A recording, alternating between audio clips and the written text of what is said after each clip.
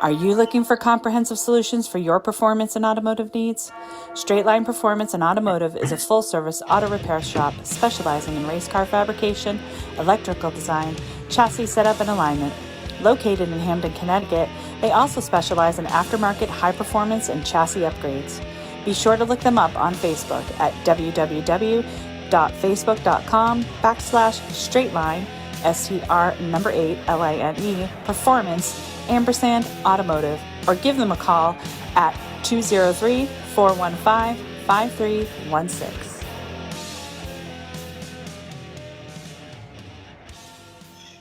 Welcome, racers and fans, to the Racers News Network Live, presented by Straight Line Performance and Automotive, and your hosts, Chris and Pete, bring you the latest news and interviews in the world of sportsman drag racing, including bracket racing, association races, outlaw, and no-time events.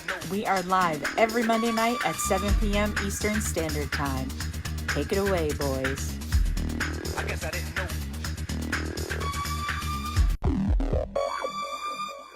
Hey, good evening, everybody. Welcome to Racers News Network Live.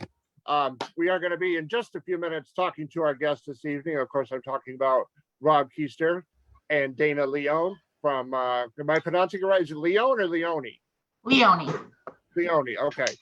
From Mid-Atlantic.90. They had their awards banquet this past weekend. They also have a bunch of really great announcements about the 22 season.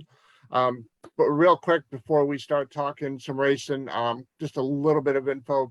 Pete will not be joining us tonight. He was going to, but unfortunately, he lost an uncle on the 24th, and the services are tomorrow. And he's obviously helping take care of stuff that's way more important than this deal is. So obviously, Pete, we're thinking about you if you are listening, and he's going to be back next week. So, like I said, we're going to talk to Rob and Dana from Mid-Atlantic.90. They had their awards banquet this past Saturday. So, Rob, why don't we kick it off with that? Yeah. So, real quick, also, I know a couple quick news things real quick. I just want to give a quick shout out to Frank Aragon Jr., who had his surgery today, or actually he's probably still possibly recovering or so.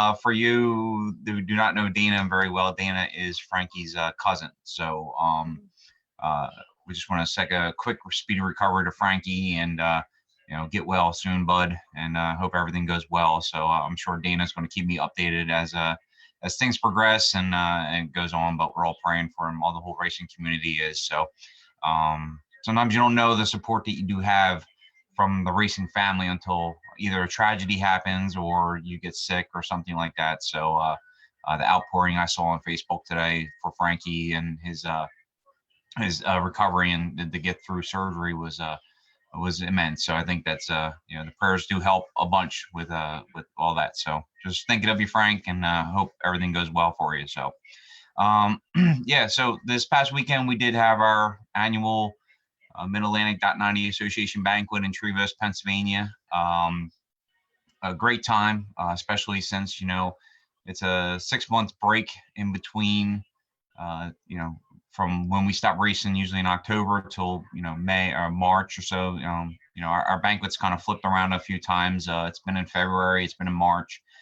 We try to do about like a month after what would be the Division I banquet, just to give people some break. Not everybody does go to the Division I banquet for NHRA, but for those who do go to the Division I banquet and the .90 banquet, could be a little bit on the tough side as far as cash go and stuff with hotel rooms and stuff. But it was a great time to see everybody. We had 123 people total who came on out. It was a great time. It was Dana's first banquet that she got to experience. And she did a great job.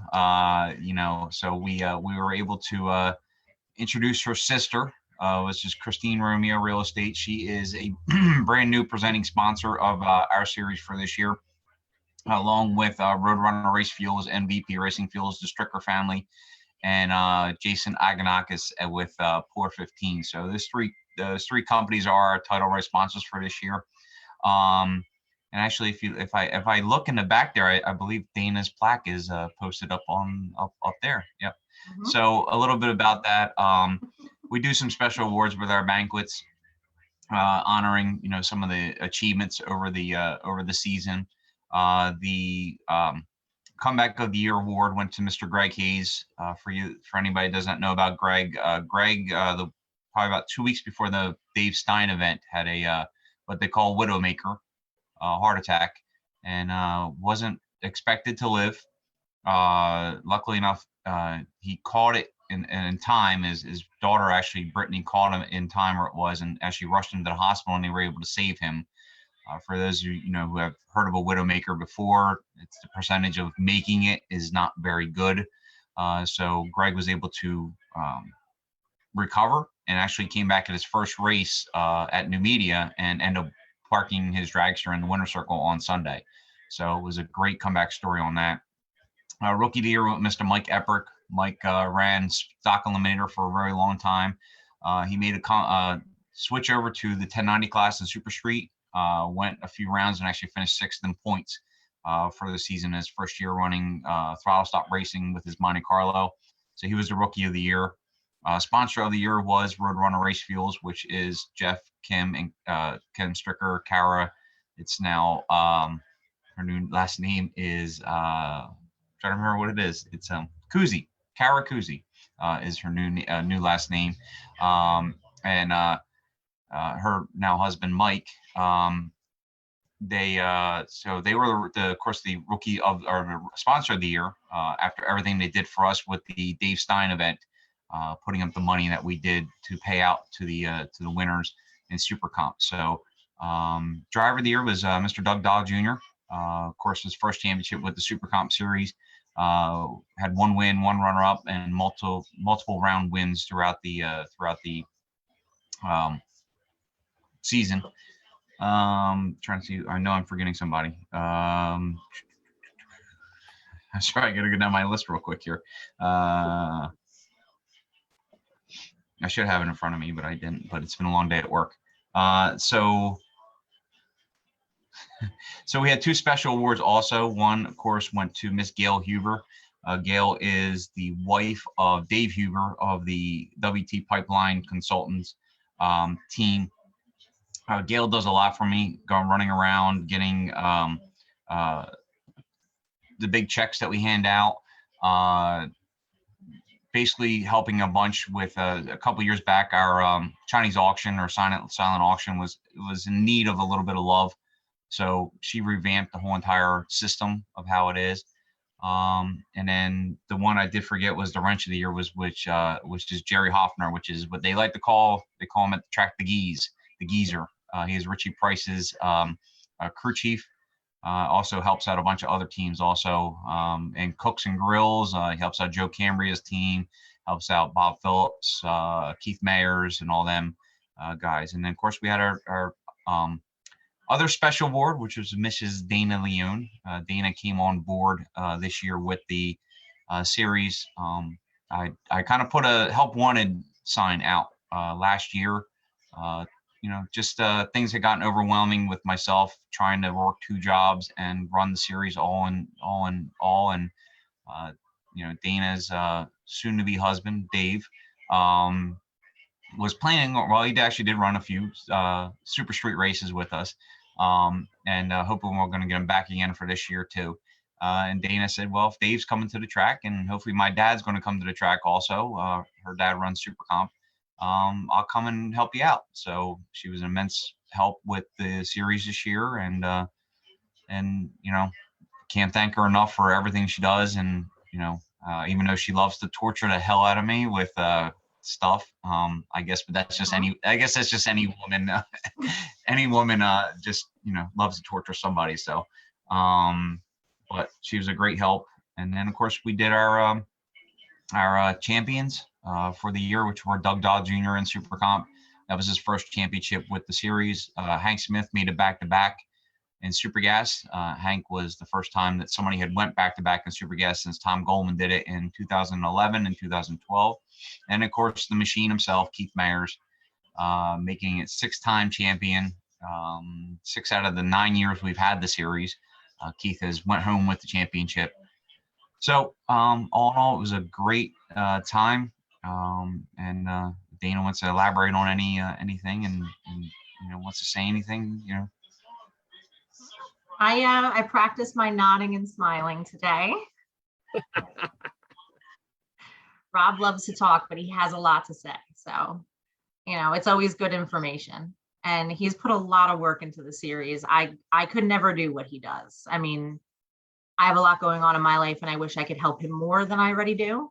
But it's not even possible. And he just does so much. I couldn't believe the videos he put together, and just the speech that he wrote was so animated. It wasn't boring. It wasn't,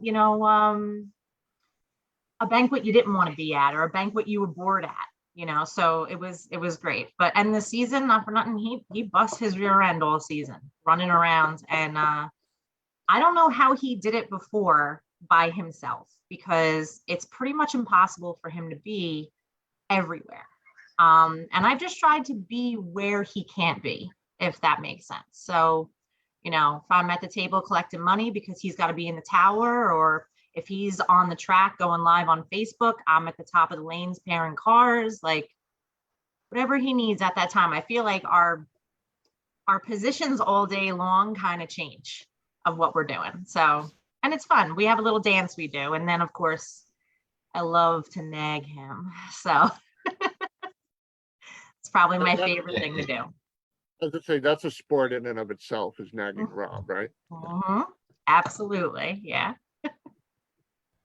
Yeah, it's a team effort. I mean, you have to have that team, and I mean, before Dana came on board, my dad helped out a bunch with things, but my dad's a lot older now. I mean, dad's 74, soon to be 75 this year, and he just can't, he's can't do as much as he used to. I mean, he still loves racing his car, but when he comes back, what was happening was a lot of we were neglecting a lot on actually the racing portion of our thing, because what would happen was racers, unfortunately, no matter how much you try to instill in the racers' heads that, please, in the beginning of the day, please come up and pay your entry fee.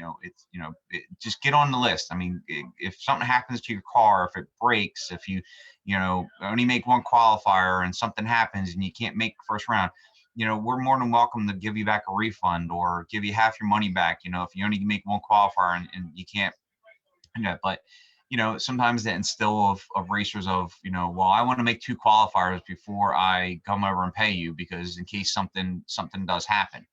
And, the unfortunate part is, when you start to get ready into that first round, groove, it's tough because, you're standing on a starting line and then somebody's coming over and giving you money, or, somebody gives my dad money and he doesn't realize it until, at the end of the night, when it's like, oh yeah, I forgot this guy gave me money. And then, you kind of look like a jerk, because you go running after him in the lanes being like, hey, Bob, Jim, you didn't pay. Well, I paid your dad. It's like, oh, okay. So it's just a little easier now with Dana there, because Dana, is at the booth. She handles all the pay, all the cash being brought in, all the signups, making sure people are doing whatever. Plus, she's a good salesperson. It's like, we do the $10 Calcutta, and it's like, she kind of makes people feel a little bad, for not signing up for Calcutta. It's like, come on, $10 Calcutta, come on, look how much money you can win, come on, and it sucks people in to run a little more for the Calcutta than they used to. Like some guys just might have been like, oh, you want to get the $10 Calcutta? Oh, no, I'm good. But now Dana's there and she kind of puts that smile and nod, and everybody's just kind of like, oh, well, yeah, okay, it's only $10.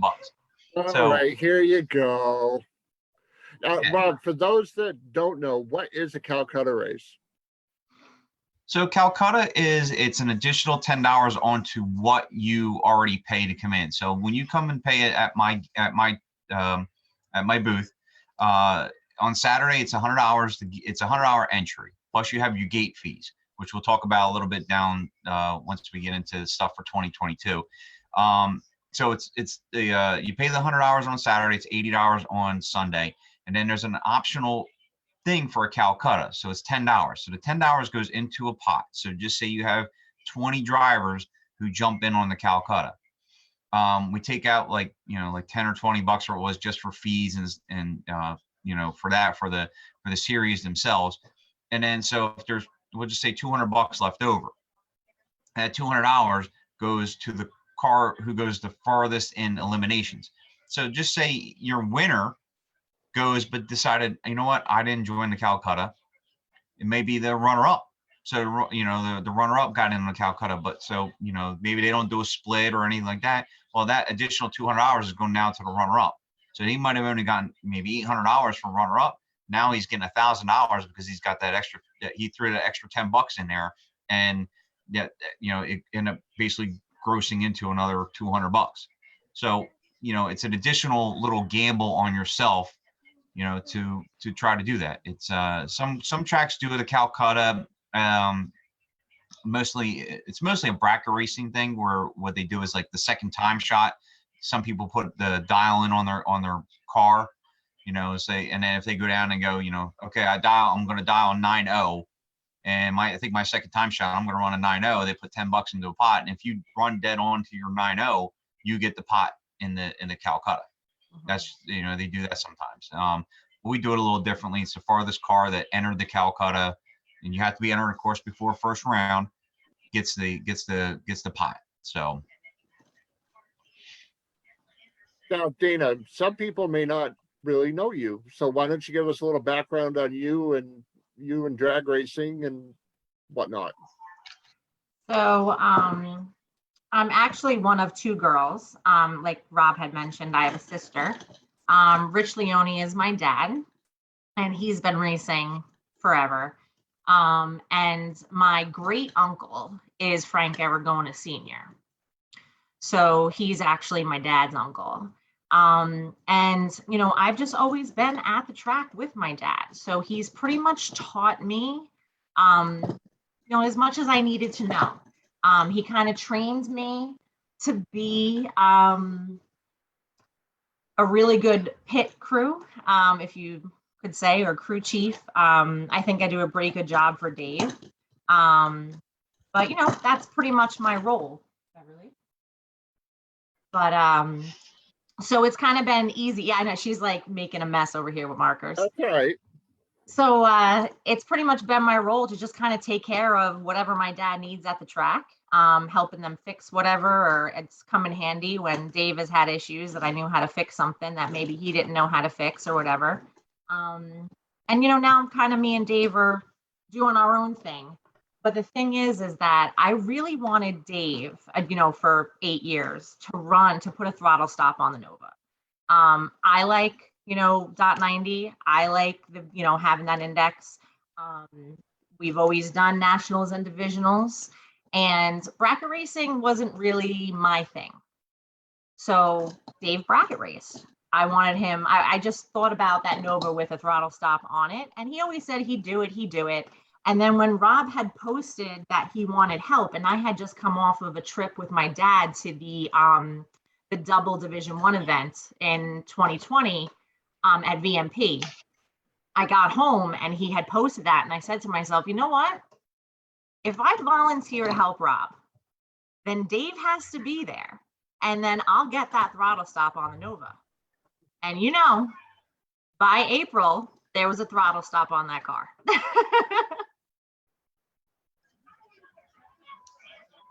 Now, do you have the Keister version of the throttle stop on it, or do you have the regular version? The regular version, yeah. We opted for the regular one. The Keister one is really interesting, but we opted for the regular one. And Rob, for those that don't know what I'm talking about, why don't you explain the difference? So it became pretty popular the past couple years with Chris Garrettson. When Chris Garrettson was running Super Comp with a reverse throttle stop, and he ended up winning a few races. I believe he won. Might have went to the final, like the Maple Grove Lucas race. I think he won Virginia National Event Rose. He became a fan favorite of Alan Reinhart. Every time Alan Reinhart would come up, Alan Reinhart would be like, "Oh, you got to watch this car," because in the .90 classes, it's all about speed. It's all about, okay, who can build, everybody jokes is, oh, I got to build a bigger motor and I got to do this and I got to do that to go 190 miles an hour at 890 or 990 or 1090. And, the philosophy, we've been actually doing a reverse throttle stop. My father has been doing it probably, oh boy, maybe 25 years. Yes. He actually did it at New Media 1 year. The first time he ever decided to do it, actually did it and really screwed with a whole bunch of people. Ended up going to the semifinals, I believe, of Super Gas at the Division 1 race at New Media, before he lost to John D. Bartolomeo. And it really, he liked doing it. Unfortunately, there's disadvantages to it.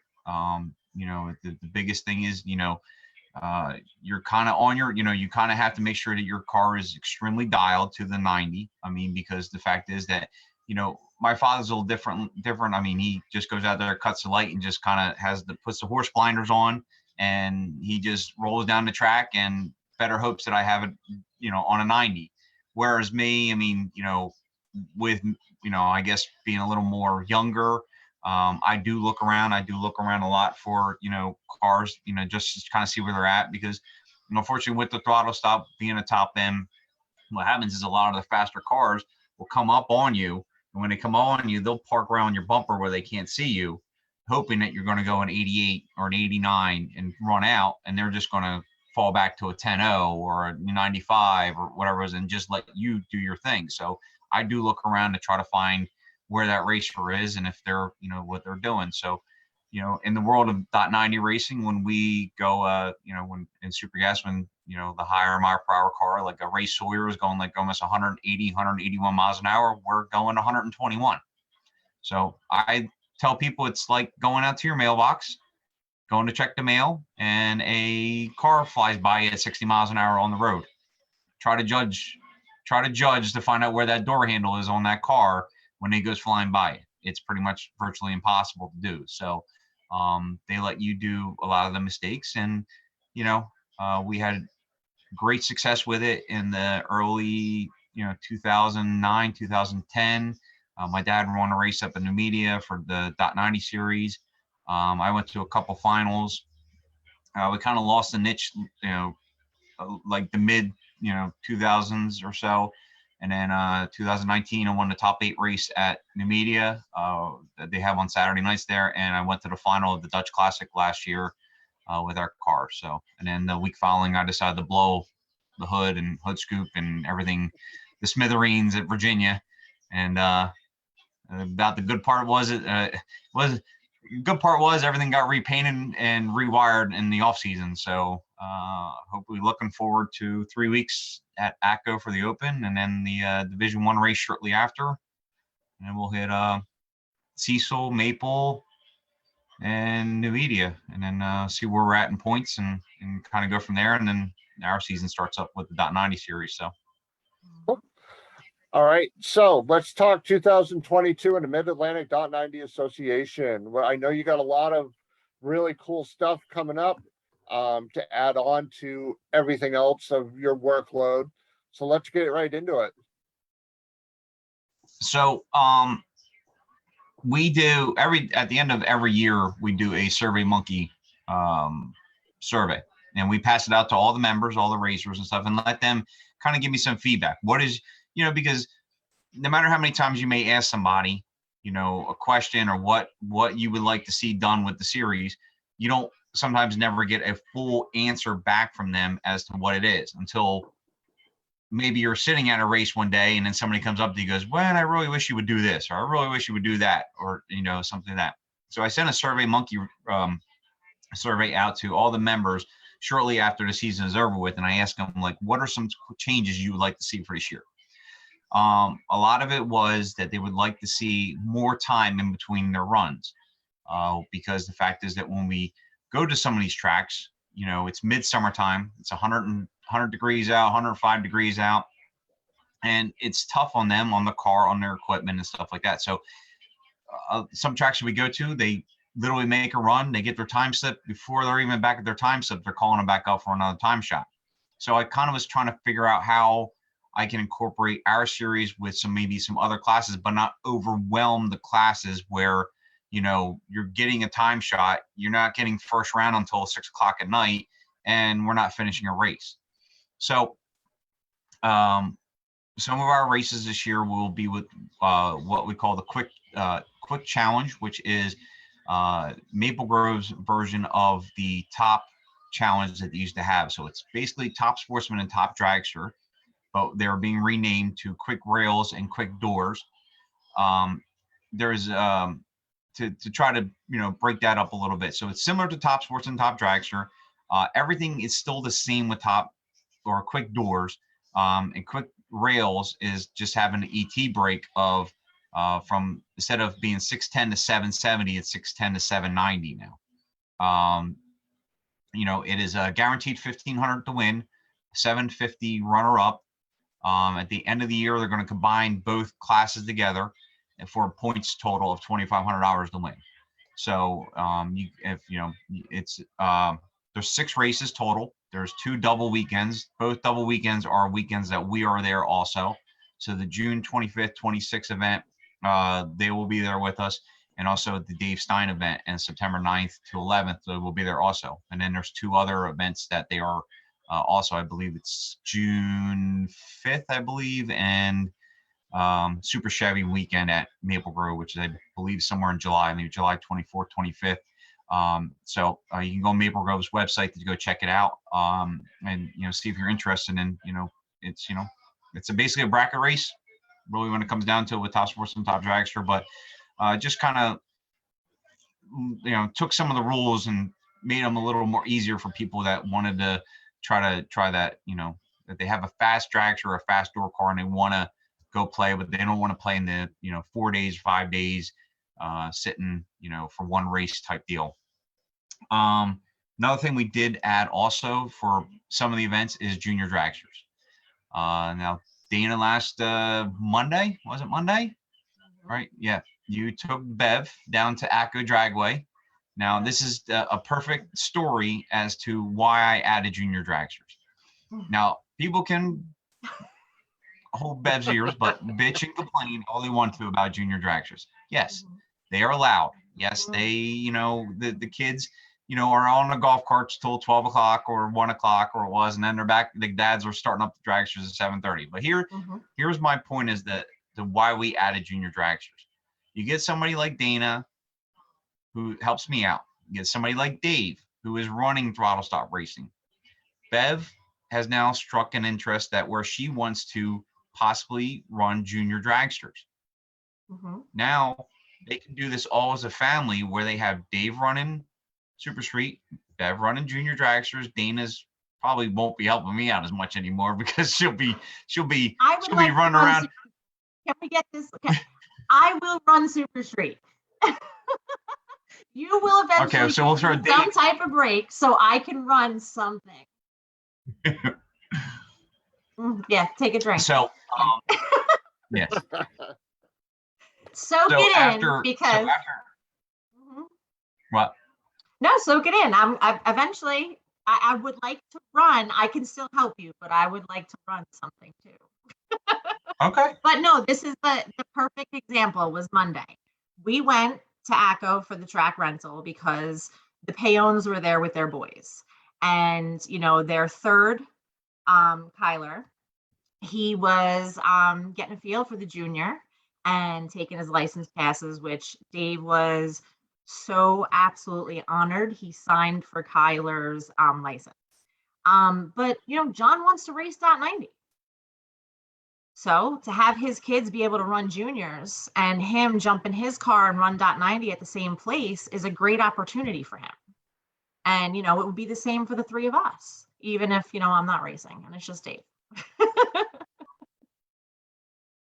So I thought it would So- definitely feed that family friendly atmosphere that we already have. We're already very family friendly with even with our barbecues and our parties and just that atmosphere that we bring to racing. It feels a lot like how it was when we were younger, being at the track. We've talked a lot about the junior dragster program, and we know a lot of people like to beat up the juniors, not literally, of course, but the program itself. Well, they have Junior Street. Well, a 5-year-old or a 6-year-old, whatever the beginning age is now, isn't going to get behind the wheel of mom or dad's daily driver. They're going to get behind the wheel of a very slow junior and feel it out and see if it really is something they want to do. And I don't think a lot of people actually comprehend or process that. When they're a teenager, sure, Junior Street would be great. Mhm. But what are you going to do from, again, 5 or 6 years old till, I think it's 14 for Junior Street, if I remember right. I'm not Yeah, even junior sure. street's 14. it's 14 to so 18. So 5 to 6 years old to 18, got a hell of a long time Mhm. where they could still be behind the wheel of something. And, is it cheap? Hell no. Nothing, no sport is cheap. Yeah, but You look know, at we- all the newer racers and the pros. They were Right. all junior dragsters and they are killer. Yeah. Like they've got all this seat time that these older, I don't mean to say, but the older guys who when they were younger, there weren't junior dragsters. They started after they got their regular license. They don't have, I feel like, their skills are more fine-tuned when they've had those years in a junior. When you have a guy like Antron Brown who Mhm. rolls into IRP with a tractor trailer full of junior dragsters, you can't tell me the program is a failure. Mhm. As simple as that. And one of the biggest things that was on the Survey Monkey thing was that, how do we get more cars to come play with your series? We want to come race, but it's no sense of me coming to a race when I have, you're not having juniors that weekend, and I have 3 junior dragsters sitting in my trailers, and I don't want to go down and run my .90 car because my kids are at home because I can't let them race because there's no juniors going on that weekend. Yep. So we worked, so they're going to have four races at Maple Grove, the June 25th, 26th race, and the September 9th to 11th race, which is the Dave Stein race. And those 4 races right there, our plan was to do a points series, a national points series. Unfortunately, some stuff had fallen through with one of the tracks. Our plan was to do 8 races total, 2 at ACO, 2 at Cecil, and 4 at Maple Grove. But I was able to at least the 4. So we're going to have 4 races at Maple Grove. We're going to have 2 races at Cecil, but that's going to be part of Cecil's points program. And then we're going to have 2 races at the end of the year, which is a Wally race at ACO, but that's going to be a non-points deal for ACO's deal, and they're going to win a Wally at the end of the year. The 4 races at Maple Grove, they're going to be a $50 entry, $10 for crew. Now, anybody may know Josh Graham, who runs the Eastern Raider jet dragster. I know his last name is something else too. It's Josh Graham Wakowitz or something. But he goes by Josh Graham. But Josh messaged me and wanted to do something with the junior dragsters because he always wished that he had a junior dragster type program when he was around. So the junior dragsters, based on 32 cars at Maple Grove, the 4 races at Maple Grove, based on 32 cars, it'll be $675 to win, $275 to runner up. So so Josh is actually going to throw up for those 4 races at Maple Grove. He's throwing up a total of $1,000. So we're going to divvy it to an additional $175 to the winner, $675 to the runner-up for those 4 events at Maple Grove. So based on 32 cars, $675 to win, $275 runner-up. And then we will pay back to third round, I believe. And third round, you'll get your entry fee back, $50 back. So we really are trying to, incorporate the junior dragsters into our series, but not trying to overwhelm it. So that's why a lot of it with these races, the quick challenge races and the junior dragsters are the other 3 that are joining us. So that it's still an action-packed day, but it's not so action-packed that we're getting done at 1 a.m. in the morning. We should be wrapping up by 7, by 8 o'clock or so at the latest. So we can still enjoy the nighttime, enjoy the barbecue and things like that, and still have a fun time at the racetrack where you're not pressed of, oh my God, it's 8 o'clock and we're only in second round yet.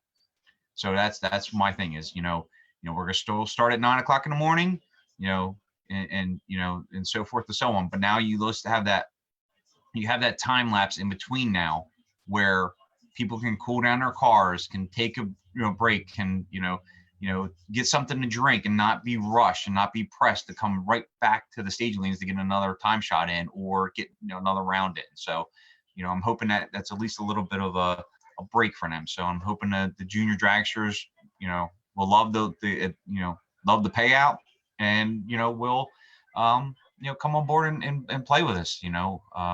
Some guys who have always wondered, hey, what's this .90 racing about? I really would love to run .90, but I don't want to sit 3 days at a national event or 3 days at a division race and stuff. Whereas they can roll in Saturday morning and run Saturday. And if they don't want to run, if they got family commitments, they got something going on Sunday, they're more than welcome to leave on Sunday. Or they can race with us on Sunday. I mean, it's 2 races, 1 tow, and you don't have to take a whole bunch of days off from work. And that's what we really, put with the series. And, there's not one of these things, if it rains on Sunday, there's not going to be that force of, hey, you're going to be there Monday racing. It's a rain out to us. We cancel the race. If we can make it up somewhere down the road, we try to make it up. If not, it is what it is. And that's why we have throwouts. We, count 7 out of 10 races. There's 3 throwouts in case there's any kind of weather or any issues and so forth and so on. But there's not that threat of, hey, I'm going to be stuck there Monday and have to race, or I got to get there Wednesday to try to get a good parking spot. You can get there Friday night, hang out, race Saturday morning, race till whatever, have a big barbecue on Saturday night, and then race on Sunday also. So, well, one thing you've done, Rob, is you've kept it really affordable, and I think that that's really important right now, especially with the rising gas prices, which I think they did go down a little bit over the weekends, if I am correct. But everyone's concerned with that, and you've done a great job of keeping even the gate fees down, entry fees. It really is the bang for your buck, and that's what Rob provides. I mean, obviously, the big talk, like you just mentioned, was the price of fuel. I mean, I don't know what it is down in your area. I'm sure it's a lot more down there than it is up here. It's hanging right in the $5, a gallon range for diesel, and about $4.50 a gallon for regular gas. A lot of people have already said, well, if this is the way it's going to be this summer, I'm not going to do a whole hell of a lot of traveling. I'm going to stay close to home.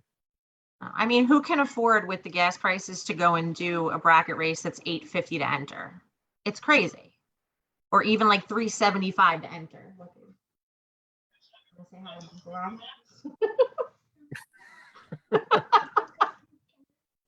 Yes. Right. So, I mean, we try to make it affordable. Like I said, our entry fees, are $100 on Saturday. They're $80 on Sunday. Payouts are a little different on Saturday to Sunday or so. You got the $10 Calcutta if you want to get on that. And the gate fees this year did go up. I mean, I fought tooth and nail to try to keep the gate fees, where they were. We were at $30 per gate fee, and that all went to the track. The track keeps the gate fees and keeps any of the crew, and it counts as, it's kind of like a rental, type deal. But unfortunately, like Dana just said, you guys said, gas prices, You know, like Cecil just put a whole bunch of money into their track, resurfacing the whole entire track. They're going to be putting brand new scoreboards into the track. Eventually, I believe they're putting new lighting in. They just redid the whole tower on the siding and flooring up in the tower itself, and new fencing. So I mean, you know, you can at least justify the raising of a gate fee when you see the improvements at a racetrack. You know, if they're just keep on jacking up a gate fee because maybe either they don't want you there, or you know, you don't bring in whatever, you know, you can kind of argue with that. But when you see at least, hey, you know what, it's going up $20, but I'm seeing that they're putting a brand new racing service in. Hey, they got scoreboards we can now read. Hey, we can race at nighttime because now we have great lighting, you know. Mhm. So you can justify those type of things. So like Cecil and ACO are going to be $50 at the gate. So like if you want to race like a Saturday race with us, it'll be $150. So here's the other thing is that with the presenting sponsors of Christine, Dana's sister, 415 and Roadrunner Racing Fuels, I went to them and I asked them, I said, you know, with what you guys are investing, what would you like to see out of this? And they basically told me, and he says, you know, we want to give back to the racers who support your series, who are members. So it is $80 a membership for the whole entire year. It's not, you know, 80 per race, whatever. It's $80. And like I said, we count 7 out of 10 races. If you are a member, so for 35 cars, it's going to be $2,000 to win on Saturday. And if you're not a member, it's $1,800. So it's a $200 bonus for being a member, and it's a $100 bonus if you runner up just by being a member. So it's $2,000 to win off of 35 cars, and we do average well about 35 cars or so. So I mean, you could go to ACO and run, you know, for $2,000 for a .90 race. I mean, it's you know, people spend 3 days at a division race to run, you know, for more money. I mean, you know, I'm you know, it's going to be a little less money on Saturday, I believe. I unfortunately don't have the flyer in front of me. So I think it's like $1,375 to win with the $200 bonus on there. You know, so for $80 entry, you know, and your gate fee. We do have some special awards also. We do a bounty program similar to that they do in Division One. Mhm. The bounty program is $75 a race, and it does grow itself if the bounty isn't you know, taken care of by that. So you have to be a member. And it, you know, sort of like race number 1, all the champions from the previous years will have the bounty on them. So Doug, Hank, and Keith will all have them. Somebody goes out there, knocks Hank off second round, and they're a member, you get $75. If Hank goes in, you know, Hank gets knocked out by a non-member, that 75 doesn't get cleared, and then that rolls over to race number 2, so it'll be 150. So there's a lot of sponsors on board that really came on there, so I want to at least give them acknowledgement. So it's Mark Marsico Law, J&A Performance, J&A Performance, J&A Pest Control, Jerry Holcomb, LPW, which is Doug Fellenbaum and Doug Fellenbaum Jr. Out of Lancaster. We also have B&B Auto Repair, which is Don Bergese. Pleasant Valley Farms, which is the Eprick family. And then we have Port 15. So also with the bounty is that if you win a bounty throughout the year, I'm just trying to make sure I say this right, because it can be a little confusing ever so often. So if you win a bounty through the year, out of the 9 races, so if there's 27 members who win a bounty, the bounty at the last race will go down to $50. But here's the thing: all 27 members who have won a bounty in those 9 races will be all thrown into a list where if the farthest car that goes in eliminations on that race number 10, LPW is throwing up $500. So if you are the last car remaining that was part of that bounty deal right there, LPW is going to pay you $500. Now, if you and one other driver were still eligible and you guys both bow out the same round, you'll split $250. But still, I mean, it's an additional bonus to you guys, you know, for being part of the bounty program. all thanks to LPW, to Doug Fellenbaum. So go check them out online. They're out of Lancaster, Pennsylvania. So, but they jumped up and decided to come on board this year. We used to have the top 8 shootout. Chris, you've been down there, Cecil, a few times for the top 8 shootout. Unfortunately, as everybody knows by now, we had lost Bill Phillips of WT Pipeline Consultants over the winter time due to COVID compilations. And, that was a big blow to the series because he was a huge, huge supporter of the top 8 shootout. He was a huge sponsor to us. And, we really haven't been able to find a sponsor to really put that type of money up. But Jerry Holcomb with JA Pest Controls is doing a program this year for each class. Is that when, as long as you're a member, you will earn qualifying points throughout the year. At race number 10, whoever has the most qualifying points.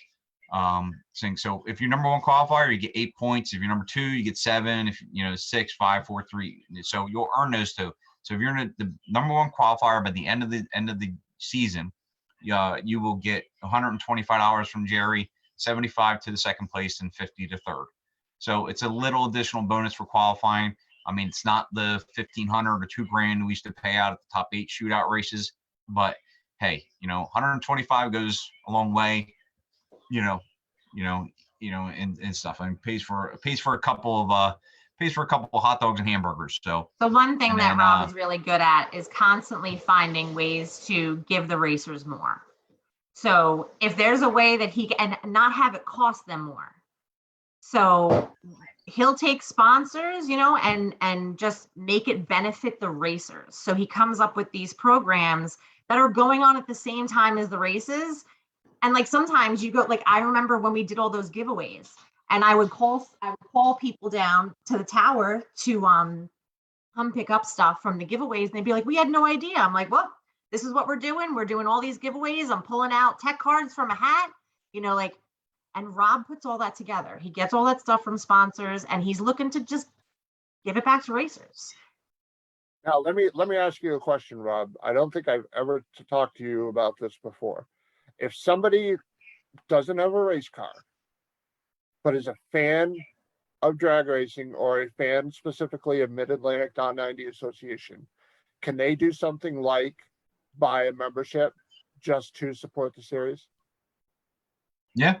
Mm-hmm. Yeah. I mean, it's all goes into a kitty. It all gets paid out. I mean, if you saw, I used a little bit of the kitty this past week to buy 50/50 or buy silent auction prizes this year. And I mean, we started the silent auction about 6 years ago, just as, Bill Hartford had come to me and says, we have a deer club and we do like an annual banquet each year, and we have silent auctions. And he goes, that money that comes into the silent auction goes back into the kitty for us for, year end. And I started doing silent auctions at our banquet. And I mean, we get stuff from all over. I mean, we had Sarah Gingrich and Matt Manley from Maple Grove Raceway come out this weekend and join us at the banquet. It's the first time we actually had somebody from a racetrack. I invite racetrack owners all the time, but they always, never show up. But Sarah and Matt showed up, and they gave us like free entries into the June race, the gate entries. They covered that. ACO Dragway gave us two $50 gift cards. We had a chemical bucket done by Ken Kissinger Performance. Free entry done by Rick Mattioli and Liftech. So I mean, we our 50/50, our silent auctions is really pushed towards giving back to the racer themselves. So I mean, even I know some people go to a silent auction and it's like, oh, everything here has nothing to do. But what we try to do is, there's free membership for us, for 2022, free entries, something that at least helps a little bit. We put gas cards in there this year, and we put things out for people to go out to eat, like Cheesecake Factory, Longhorn, PF Chang's, Bonefish Grill. You know what? Hey, a $50 gift card to help you offset going out to, eat. It helps that bank account, in the long run. And, that's really what we try to do is we try to get back to the racers, because what I found out is that the most successful series are run by racers. It's because they understand what racers want. And it's tough because racers can be tough people to deal with. And it's, and I'm not meaning that in a mean way or what it was, but everybody has different opinions. Everybody has different ways that they feel that you should be able to run a series or run a race or how they run a racetrack. And it's tough. So, but sometimes when you look at it, is that the most successful series, the most successful programs that are out there are run by racers. You look at the Spring Flings, run by Pete Biondo and Kyle Seipel when he was still alive. Two racers, two very successful racers. I'm trying to think who else. I mean, but you look at it and it's run by racers who understand what they want. But I do have a Some couple racers quick got other to bring things. home baskets that were gifts for their wives. Yes. Yes, which was fun. Everybody with We one did. of these, Dana did. everybody with one of these on their fingers needs one of those. Then What? Yeah. Just ask Oh, Keith basket. Mayers, because Keith Yeah. Mayers won 2 baskets this thing, and I think he won both of yours, right, Dana? Mm-hmm. Yeah. He won a Sensi basket and he won a Ray Dunn basket, and Mhm. for his wife. So he made his wife happy. I mean, so we did a candle basket. We actually did a dog treat basket this year, just for all all the little 4-legged friends of ours out there, with treats and stuff like that. So I mean, like I said, I mean it's all about stuff, but 2 quick other things, and actually it's one big thing I got to get to here is that like I said, we lost Bill Phillips in December 24th. So if there's one race that you guys, anybody .90 racers should put on their calendar for this year, it'll be July 30th, I believe. It'll be at ACO Dragway. I talked to Caitlin at ACO, and for those of you who ever went to ACO when Bill was there, Bill loved the bar. Bill really, it wasn't that he was, he drinks a lot, whereas he just loved the party atmosphere that was at the bar at ACO Dragway. And he would always have fun. A lot of the times, when he unfortunately did pass away, the videos that were posted by people like me, people like Amanda Buchesco, Kelly Barbado, it was Bill in the bar doing what Bill does. And Bill earned the name Cupcake from the bartenders at ACO. It stuck to him, and it was always like, hey Cupcake. So I talked to Caitlin and ACO. Our race on July 30th from 7 to 8, we are going to basically rent out the bar from ACO Dragway for that time, and everybody will get a ticket. Everybody who is a part of the .90 series will get a ticket. Dana will be handing them out to people who come and register, and we'll do from 7 to 8 will be the Bill Phillips happy hour. So if anybody wants to contribute, you're more than welcome. We do have a few people, Christine, her sister, myself, Amanda Buchescu, Kelly Barbado, Joe Eckel, have all, Tom Goldman have all thrown money already into here to pay for the bar tab from 7 to 8 there. So we really want to see everybody come out, celebrate Bill at least one last time before, unfortunately we weren't able to have a funeral for him. So it was to be a good send off with the racing family. To say goodbye to him. This weekend was very touching with seeing Tina, his fiance, for the first time since everything went down, and a lot of tears were shed there. And Diane Kubicki did some awesome prints up for him, and also did one of the Dave Stein event. So speaking of the Dave Stein event, that will be September 9th to 11th, the second annual one. And for those of you who are not on Facebook, who have not heard anything or have been living under a rock for, I don't know, the past couple of weeks or so, it's going to be 3 races over 3 days. Friday will be a test and tune for $60. We will also do a high roller race that day also, which if we get, I believe, 48 cars, it'll be $3,000 to win. Sunday will be another race. Sunday will be just a kind of like if your luck didn't go well on Friday and Saturday, It will be another race, I believe. Unfortunately, I don't have a flyer made up. I was supposed to have a flyer made up by now, but it didn't quite happen yet. I believe that's going to be $2,500 to win. Big thing is Saturday, thanks to VP Racing Fuels, Roadrunner Racing Fuels, AA Auto Salvage, P&L Garage, CD Customs, and the Southeast Supergas Association. Supergas, Supercomp, Super Street will be 10 grand to win. All three classes will be 10 grand to win, guaranteed.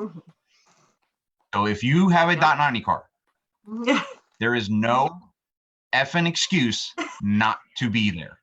I don't care. Like there should be no excuses, because as I said Saturday night, and I might have ticked some people off with how I said it, but the entry for Saturday is $250 to win 10 grand. The following weekend, you guys are going to pay $340 to win $1,800 in a national event. I'm not a mathematician or an accountant, but something don't add up right. Like So, I said, I best mean, I know bang that for little your buck. goal, I know that little goal man means a lot to a lot of people, but when your gas prices and your diesel prices are the way they are, I think the cash probably goes a little farther than trying to go to the gas station with a Wally and say, hey, how much gas can I get for this guy? So, well, hopefully we'll have a flyer soon that I can get that posted out there. It should have been done by now, but you know, fortunately. So if you want a Like very is what it is. family-friendly, fun weekend where you might possibly get dinner cooked by me and maybe breakfast cooked by Rob, you want to come to a .90 event because we have such a good time. Yeah, and the last race, October 9th, I think it is, at ACO, I cooked. I know we talked about this before. I did it last year, and I'll do it again in ACO this year. I cooked breakfast for everybody. Everybody who was a participating person on Saturday or Sunday of the .90 race at the final race of the year, as a thank you to everybody out there who runs my series, who comes, supports it. I make you breakfast. I fire up the Blackstone, cook your pancakes, sausage, and we have orange juice, coffee, as a big thank you to you guys for coming out and supporting this event. I mean, that is the reason why we do this. That's why Dana puts her hard-earned work into this. I put my hard-earned work into this, is because we are racers. We're part of racing families, and we're passionate. We're passionate about racing itself. And, you know, I know there's, you know, people out there you talk to or who say it's, you know, doom and gloom, drag race is dead, this and that, you know, tracks are closing left and right. You know, unfortunately, it's not easy to run a racetrack. It's, you know, and it's hard. And especially in today's world, the development of racetracks is worth a lot more than what the racing, you know, brings in. But, you know, And we're this is our passionate about it. attempt We're at keeping it alive. yes. And when was the I mean, last time .90 that- racing. when was the last time that anybody out there went to a national or divisional and had the person in charge make them breakfast? That's never happened. You know, I have no, I mean, you know, I just, we're passionate people. We're passionate about the series. We're passionate about racing. We want to see people come out and support it. We know times are tough with gas prices and stuff, you know, and it's just come out and support. Try it. That's all I say. I tell people, try it once. That's it. I mean, if there is something that I'm not doing correctly or not doing right, please come tell me. I am more than welcome to try to adjust how your experience is at my races, you know, for that. And so, you know, but, you know, I just, I want do it all people the to time. experience, I want people to experience it once. And it kind of always hits me pretty hard when I hear people say, well, you don't offer a Wally at your races. That's why I'm not coming.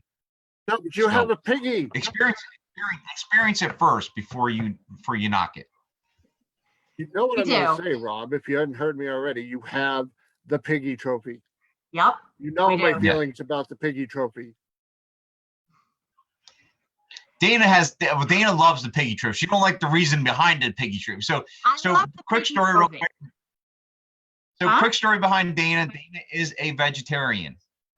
So she has 2 pigs herself. Mhm. She has Henry and Gemma Gemma. and a whole bunch of chicken. Gemma. Gemma. And a whole bunch of chickens. And probably eventually, if Dave would let her, she'd probably have a donkey and a mini cow and, Mhm. and the whole slew of farm animals at her house. But she loves the piggy trophy. She just don't like the meaning behind the pig itself. But it's a long-standing tradition. This will be 29 years of the Uncle Buck pig roast at Cecil. And I mean, just like I said, come out and And play I with will us tell once. you, when I first said yes to Rob about helping him, I said, accept the race with the pig roast, right? But I kind of fell in love with everyone. Everyone was really nice to me. It was just, I got that family feeling and I was there. I did not partake in the roasting of the pig, but I was there after I said that was going to be the one race I wasn't going to go to. Yeah, I believe I you love the cooked pig roast. rice patties or something, I think, that night. Yeah. I did. I cooked veggie burgers on your dad's grill. Yes. I should have got the long haul for 2 pig roasts, long haul award for 2 of them. So Yep. But I mean, everybody helps out. I mean, it's a team effort. And even, we do have NHRA people come out and help us out a bunch. I mean, I said we do a couple of our races with Dave Lee Stock Super Stock Series, another great series if you have a stock super stock car to come out and play. I mean, I know, they do the combo type deal, which some people who are, kind of hell bent on the whole horsepower deal don't like the combo things, but Dave puts on a great series with, mostly all at ACO. And I believe the June race and the October race, or the July race and the October race, they will be with us. Steve Rhodes has come out and helped us out. Jared Artis, who is the Division I starter, helped out the Dave Steiner race, and Bill Holmes, who runs the staging lanes, Larry Wiggins. So we do get a little bit of NHRA feel too from them coming and helping us out. And it just we can't do it. It is a team. Like I said in my speech the other night, there's no I in team, but there is an E, and E means everybody. Everybody who helps us out, from the tracks, from the staff, from my team, from the racers to the sponsors, it all comes together, and that's how we do what we do to make this what it is. And you could throw races, you could put them on a schedule, but if 2 or 3 cars show up, it all falls by the wayside. So I'll be driving around at the Open at ACO, giving out flyers. Me and my sister will be on the golf cart, meeting everybody, talking to everybody. If you have any questions about .90, I'll be able to answer them for you. But look for us, me and my sister. Cool. All right, before we kick you guys out of here so you can go be a mom and you can go do whatever it is you do, Rob. Obviously, everybody knows that they're going to lose another national event track out in Arizona. Do you think this is the time for them to look at the schedule and maybe whittle it down a little bit?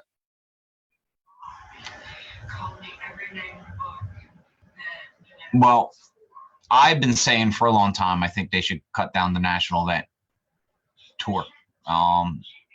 It's nothing against the tracks themselves, but I think a lot of these tracks themselves aren't picking up national events because of the cost factor. And take it however you want to take it, but what NHRA charges these tracks to, being as close as I've been with Maple Grove over the past couple of years, and seeing what goes into a national event there, it's very tough for a track to make cash, to make money. I mean, they make money, yes. I mean, I'm not going to take that away, but what it takes for them to run an operation, for a national event is tough with the fees that are charged by NHRA national event. Now, you take, for example, Houston. Everybody's making a big deal about Houston being their last national event is this upcoming April, I believe. What people don't know is Houston's actually going to stay open. Houston's going to stay open until at least next year. the way that they have their lease taken with the warehouse company that's coming in and buying them or taking over, the way it's, in the lease roll is they're going to keep on having events until they can't have them anymore. But they're just not going to have national events anymore because basically the cost factor to host a national event isn't worth what they get back. And that's the unfortunate part about it. I know it's a supply and demand type thing, but it might be time to cut back, on national events, because of the fact is that, hey, you probably, look at Pro Stock. Pro Stock was basically dead in the water when it was a 23, 24 car or 24 event season. They cut it back to 18, and now they are probably the most cars that you get out of the pro category now, because they get 20 to 25, because now people can afford to go to these races because it's 6 less travel days, 6 less deals that you have to get your crew on the road, and travel and gas and, stuff like that. So it's a smart move to cut it back to 16 to 18 races, because, there's only so many weekends in a year that we can do things. And be honest with you, I think it would be smart that you either add another division to the thing, make it 8 divisions, because, you kind of look here in the Northeast, just where it was. I mean, and you could basically form a division with Rockingham, Charlotte, Galat, maybe Virginia. You could almost form your own division there. And unfortunately, when you got stuff down in Florida, in Georgia, it sucks for somebody who's down in Florida. They don't want to travel all the way up to Charlotte, if they're part of Division 2. If you form your own division there, it would be great. I mean, now with Arizona closing up where it was, if you're in Division 7, I hate to say it, you're pretty much screwed. I mean, you got, I think, Tucson. I think everything's going to be at Tucson, Vegas, and possibly Sonoma. And Sonoma is even being talked about eventually that's going to get shut down because the people are, slowly building houses closer and closer to the racetrack there. And you got Pomona, which every year I think is on life support, because it's just every time you see the race, there's like more and more houses that are just being built, more and more industrial parks that are being built around there. And it just sucks. I mean, it just, somebody posted about the Arizona thing the other day and they're blaming NHRA, but hey, 60 years ago or 40 years ago or 50 years ago, when they built these racetracks out in the middle of East nowhere, There was no houses. who would have thought, Yeah. who would have thought that, the population was going to build as fast as it was going to? I mean, you go to Atlanta that shut down last year, it's 60 miles outside of Atlanta. It's in Commerce. But the supply and demand of everything that's in Atlanta from being such a major hub has now expanded itself so far out into Commerce that the racetrack couldn't survive, because now, the people who work there who are, living in the that's considered the suburbs of Atlanta, and they're, they don't want a racetrack. They don't want to hear race cars all the time, because they're, hoity-toity people. I mean, the Right, and Atlanta is basically right off a major highway too. Is that correct? Yeah, It's it's like a literally hop, you get skip, off and a you get off jump the off major, the you get off highway. the major highway. You get off the major highway. You go up like 3 stoplights. You make a left. You come down in this little thing, and you wouldn't even know there's a racetrack there. It's I went there like in 2001. You come up to like 3 stoplights after you get off the highway, and you make a left. There's a hotel, and you go like through like a little U, and you make another right, and you're going down this thing, and it's like all farmland. And next thing you know, you look off to your right hand side, boom, there's a drag strip. It's Englishtown the same way. Dana grew up in Englishtown, and Yep. Well, not for There's- nothing. I there's lived your zip- outside of Englishtown. And if I wasn't at the track, I was sitting on my balcony listening to the race.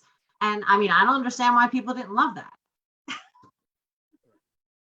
It's interesting because through a friend of mine on Facebook, I got the chance to kind of pitch a couple of questions at some pro guys about New England Dragway, and they're like, it just sucks having to drive all the way up there. They said the roads are horrible south of you, the tolls are horrible, and it's just sucks in general. You know, they said, yeah, okay, there's an airport an hour away where we can at least fly people in and out of. But they said it just the transportation and logistics of coming up here are horrible. And that's the thing with Atlanta. I mean, not Atlanta, Epping. I think Epping would be a great track if it wasn't located where it's located. If it was located a little more east, where it wasn't so bad. I mean, that's what made Epping so well with English. If it went a little bit more east, it would be in the ocean. Well, yeah, south, more south where it was. But yeah, it's only 10 miles or 15 miles from the shore, Yeah, I think it is. like 10, 12 miles from the Atlantic, yeah. Yeah. But that's when they put the schedule out, that's what it made it so well, because it was near Englishtown. They put it back to Englishtown. Now it killed Englishtown, because then what happens is the people from that area wouldn't come down and watch, because for the longest time the closest thing they could get to Nitro was going to Englishtown. So they went to Epping, which killed the crowd at Englishtown and the car counts for Englishtown. But in turn, it didn't make that logistics so bad. Now, if they still had maybe they still had Senair on the map, from many, many years ago in Canada, and it was they come up, run a Senair, and then shoot over to Epping, that would probably be great logistics for them, because it wouldn't be too bad. But the problem is, there's no close racetracks to Epping to make that logistic hit up to Epping is smart enough, and that's the bad part. I remember a couple of years ago, me and a photo friend of mine, we actually got a paper map out. We got tacks and string, and we did the logistics part of it. And it was literally they were crisscrossing the country, like they were going to, I don't know, I don't remember exactly, Tennessee or whatever. Then they were having to come up to New England, and then they were going back out west, and then they were going to the south, and it's just they were. Yeah, I mean, I'm not a schedule maker, when it comes down to those things, and I'm sure, they, a lot now with these racetracks, they tell them, like, hey, we want this date, we want this date, we want this date, or was, but, I know that the or not even just the mentality behind a lot of this stuff up to a few years ago was like, well, we don't want to put a race at, Gainesville this weekend and then put Atlanta the following weekend, because the same radius of fans are in that same deal, which they won't drive from Gainesville. If we put Atlanta later on in the year, the fans that were at Gainesville will drive up and watch Nitro Atlanta, where they won't go up there and watch it if it's the week after. But right. Sometimes you got to look at what the gas prices and parts. I mean, parts are huge. I mean that I can't tell you how many people I talked to Saturday night were like, I'm not going to make ACO because I'm still waiting on the crankshaft. I'm still waiting on heads. I'm still waiting on pistons. And I'm hoping to maybe be out mid-year, and right. These are some top 10 contenders with, Division I, and it's, it's tough right now. And I mean, it's going to be tough on a lot of, it might be a godsend to us with the series being that we start in June, because people are going to want to race.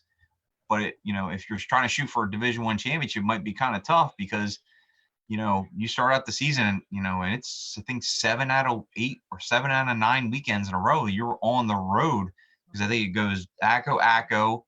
If you decide to go to Charlotte, then I think you have the Lebanon Valley Open if you want to do that. And then I think it's Mother's Day. Then you got Virginia National, Cecil Divisional, Maple Divisional, Epping National. Then I think you got Lebanon Valley Divisional.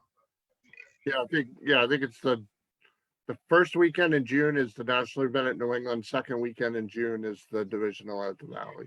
Yeah, so you got like 8 out of 9 weekends you're on the road if you're going to go racing. I mean, there's 4 divisionals, four divisionals right there. So if you miss those 4 divisionals, you might as well, I didn't even think about trying to get a division championship this year, because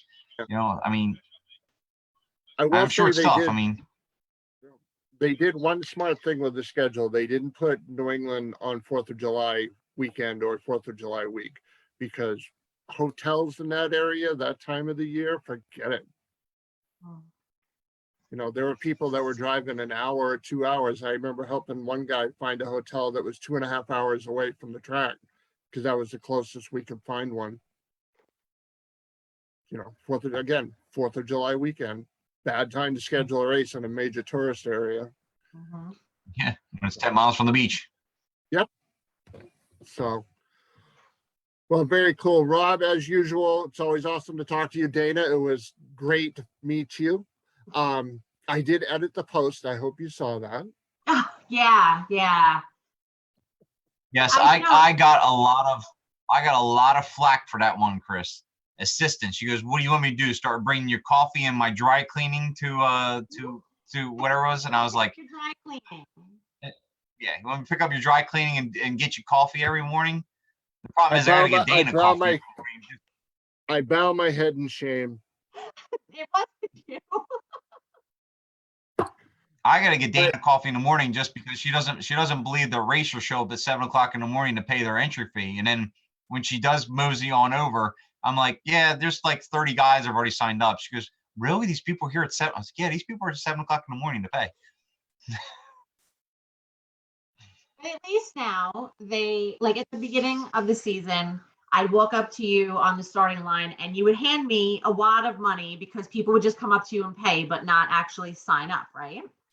That has happened less often now because they actually do come to Yes. me to sign up, you know, and they like to see me. But one thing I would like to just highlight is that it's not 180 for entry fees, it's 110 and 90 because you got to get in the Calcutta. Yes. Well, I'm just talking about gate fee. That's why. I know. All right, Rob, What's where that can mean, they Fish? find Mid-Atlantic.90 on the interwebs? So you can go on the internet, www.midatlantic90.org, or you can find us on Facebook, just Mid-Atlantic.90 Association. You can also go on Instagram. We're on Instagram, Mid-Atlantic.90. That is the 3 handles I pretty much have for the series. Unfortunately, any more, I'd probably go nuts. Luckily enough, Facebook has worked it now where you can post on Facebook, and it, because they own Instagram now, it gets posted at the same. It gets posted on the same deal. But the quick challenge is also on Facebook. I run their Facebook site for the quick challenge, and then go over and like the Dave Stein Memorial page also, which is September 9th to 11th. Like I said, 10 grand out to the .90 cars on Saturday. We are still looking for some sponsors. We are still looking for some round sponsors. If anybody wants to jump on board for that event, like I said, it will be a great time. We have bands that will be there Friday night and Saturday night. So once you're all done racing and once we hand out the cash, come on over Friday night for a band, and then Saturday we're gonna have a racers barbecue, and Lovelace, who rocked out last year at the inaugural Dave Stein event, will be closing out Saturday night for everybody. So like I said, we want to bring that fun atmosphere of having fun at the racetrack, and having a good time with your kids and your family, and we want you to leave that racetrack when you roll out Sunday night or Saturday morning or whatever it is, and say, you know what, I had one hell of a time here, and this is great, and I cannot wait. I've already had people. I had Diane Kubicki, who is the photographer. She goes, I cannot wait for the Dave Steiner event this Saturday in September. She goes, I had so much fun at that event last year. It was so awesome. And, I can't wait for it again this year. So mark it on your calendars. Like I said, we'll have a flyer soon, and just come out and support us. If you have any questions, find me on Facebook. Give me you can give me a call. My phone number is always, there, always, whatever it is. And I have no problem pick up the phone and answering. If I don't get back to you, just I'll get back to you after I'm done work. So. Very cool. And I had a couple of people ask me why the live show shows up under my wife's Facebook page. I got in trouble again with Facebook from a post from 4 years ago. So 24 more days and it'll be back to me putting it up. For now, if it's under my wife, Tanya Barnes. So it's okay to sell t-shirts from overseas, but it's not okay to whatever. So I'll be nice. There's little ears in the area. Well, very cool. Well, guys, thank you for taking the time to come on, hang out. Looks like it's going to be a great season. Hopefully Mother Nature cooperates a little bit more this year than she has in the past couple, and get out there and get it done like you always do.